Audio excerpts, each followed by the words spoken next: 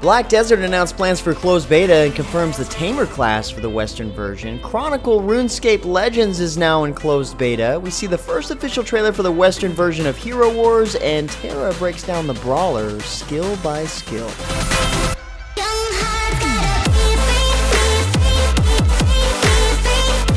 What's happening, guys? James Blonde here with MMOHuts.com. The quick weekly recap for MMO news and announcements of the week ending November 30th, 2015. And it was a somewhat shorter week of news due to the Thanksgiving holiday here in the States. Not to mention Black Friday directly after that. Some people think that's a holiday too. But a lot of our favorite games had some sales on in-game items, including Skyforge, as you can tell from the new video they released just to show it off. Not only did they have Black Friday pricing on all of their cash shop stuff, but they also released the new Necromancer packs. Gotta admit, the costumes do look pretty sweet, but apparently on Alien they have a store called Black Friday, where you may or may not make it out alive. I'd say keep a lookout for deals going on in various games pretty much all week long.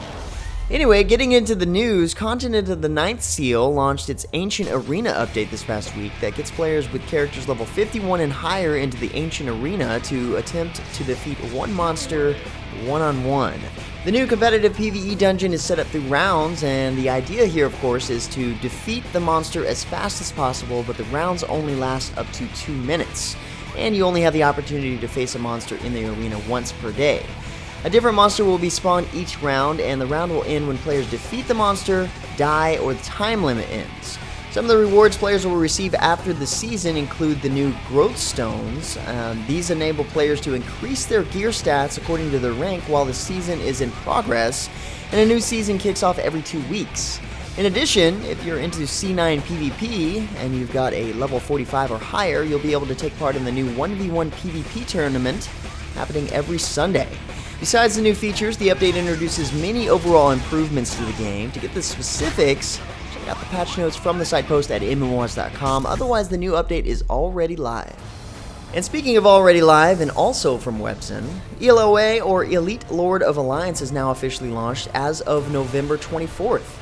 This anime-inspired hack-and-slash MMORPG hybrid gives you 3 dynamic combat stances to swap to in gameplay to fit your playstyle or situation. With the level cap of 30 so far, players can choose between 1 of 5 playable classes within 4 races, fight in PvP battlefields, and venture into dungeons. And now with the official launch, an in-game cash shop has been introduced, and a variety of items will be available, including costumes that are strictly cosmetic, HP and MP potions, wings, and more. Currently, there are a couple events going on in-game to celebrate the launch, including a launch gift pack giveaway going on until December 8th. Likewise, Devilian, the MMO action RPG hybrid from Trion Worlds, revealed its open beta, head start, and launch dates this past week. Starting on Wednesday, December 2nd this week, anyone and everyone will get the chance to try out the game during the open beta, and for those who picked up a Founders Pack, the head start for launch begins on Tuesday, December 8th, 2 days before the official launch on December 10th. Now, if you haven't had a chance to play the game as of yet, be sure to check out my first look to get familiar with it, but it essentially combines the frantic nature of an action RPG like Diablo or Path of Exile with all the depth and social aspects of an MMORPG. So you've got the fast-paced, visceral action combat paired with MMO features like crafting, questing, trading, mounts, pets, guild, PvP, and of course, dungeons and boss fights. I'm gonna say I was impressed with this one, so it could make the best free-to-play games of 2015 list. We'll have to see. Next up, Cabal II released a new content update this past week known as Challenge Mode that lets players revisit some of the dungeons already available in the game with new twists, challenges, and rewards. This offers a new difficulty for dungeons which boosts enemies, adds time limits, and more, all for the chance for elite rewards. Challenge Mode dungeons can be cleared once per day, though multiple attempts are allowed so long as the dungeon has not been completed. Players have to be level 45 or higher in order to enter, and the clear grades will be given at the end of each completed dungeon that depend on the number of enemies killed and the time left after the defeat of the final boss. But time is extended each time you defeat enemy monsters and bosses within the dungeon, so expect to go in slaughtering everything for additional time. Along with the new challenge mode, the new rune system has been added in this update as well. Runes are powerful artifacts that will passively increase the given stats as long as the rune remains equipped. Runes will be separated into 3 categories: attack runes, defense runes, and special runes, which will be incorporated later on. But you can have a total of 10 runes from each category, but only equip 5 of each type at any given time. Seems like the update overall is nice, but it's more of a content refresher for some of the veteran players. Either way, it's good. Well, I've got to say, In-Mass Entertainment, the publisher for Tera, is really proud of the new Brawler class. Last week I mentioned the new ringside with the Brawler video showcasing her punch and counter moves, and now we've got 3 more videos in a sequence showcasing the Bull Rush and Jackhammer skills in round 2, the Haymaker, Meat Grinder, and High Kick skills in round 3, and the Mounting Rage and Divine Wrath skills in round 4. In round 2, we see some skills that handle multiple targets nicely. Round 3 shows off the hard-hitting skills like the Haymaker and High Kick, and of course round 4 shows off the Rage Meter and essentially the ultimate abilities for the Brawler that work really similar to the Gunner. Once you've built up enough rage, then you can activate these abilities for total annihilation of your enemies, as you can tell from the video. Only a matter of days before the new Brawler class is available in-game. Until then, pick up more information and videos at the site post linked in the description below. Up next, we got the first official trailer for the Western version of HeroWarz from KOG Games, and it's in anime form. Not much beyond this in terms of info or development progress, but if it's the first time you're hearing about this, HeroWarz is along the same lines as Dungeon Fighter Online in terms of the variety and amount of characters you can play as, but has an isometric view like Devilian, and of course it's an MMORPG, same style.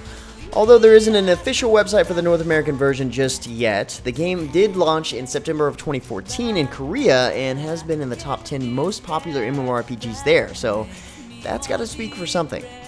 Also last week, Black Desert announced the first official beta test for the Western version of the game, which will begin Wednesday, December 16th and run through the 22nd. Of course, you'll either have to pre-order the game or somehow find a magical beta key lying around in order to get in, but due to popular demand, the Tamer class will be available at launch and will also be playable during the beta phase. Not to mention the beta phase will have many improvements over the alpha and of course focus on more content the game offers.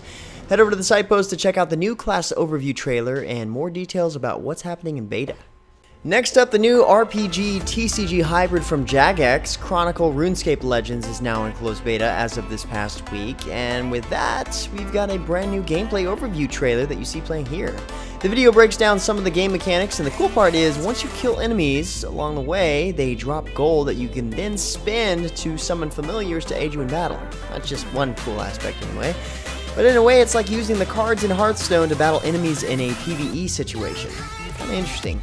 I'm hoping to get access to the game soon myself, so I can hop in and bring you guys a first look. A couple of weird things are going on in Warframe right now, that's for sure, and I'm talking in part about the Second Dream, Update 18. This update is supposed to be about a new storyline quest featuring the Stalker and the events that happened during the Echoes of the Sentient. Perhaps we'll find out who the Sentients are and more about the Warframe themselves. All this is, of course, unknown info, and there's some interesting teasers happening at the website. But the new update is going to offer a lot of changes regardless, like a return of charge attacks for melee weapons, a new Thief-inspired Warframe, challenge missions, a new trading hub, new weapons, including sniper weapons, of course, and plenty more. And finally, for last bit of news, Nexon revealed that Ghost in the Shell First Assault is coming very soon to Steam in a beta state of development. It's kind of weird that they didn't give a date along with this rather than just saying soon, but I have a feeling it might be within the week or so, if I had to guess. Throughout the beta phases, Neopal is looking for feedback to help shape the game, and by bringing it to multiple platforms, like Steam for example, they look forward to sourcing fan inputs and improvements from both Nexon client users and the Steam community. Seems like it's not really leaving a very good impression based on the dislikes and comments of the official trailer, which you see playing here. My guess is it's got the same issue as Fear Online did with Area Games, kind of just using the Ghost in the Shell IP to hype a Call of Duty style shooter. Guess we're gonna have to see how that goes. Anyway, that's about it for all the major MMO news and announcements for this week. Like always, if you're looking for more information about the news topics featured in the recap, check the links in the description below or head over to MMOHuts.com for even more up-to-the-hour MMO news. Feel free to discuss the news in the comments below and follow us on Facebook and Twitter. But until next time, guys, that's gonna be it for me. I'm James Blonde. See you out there, gamers.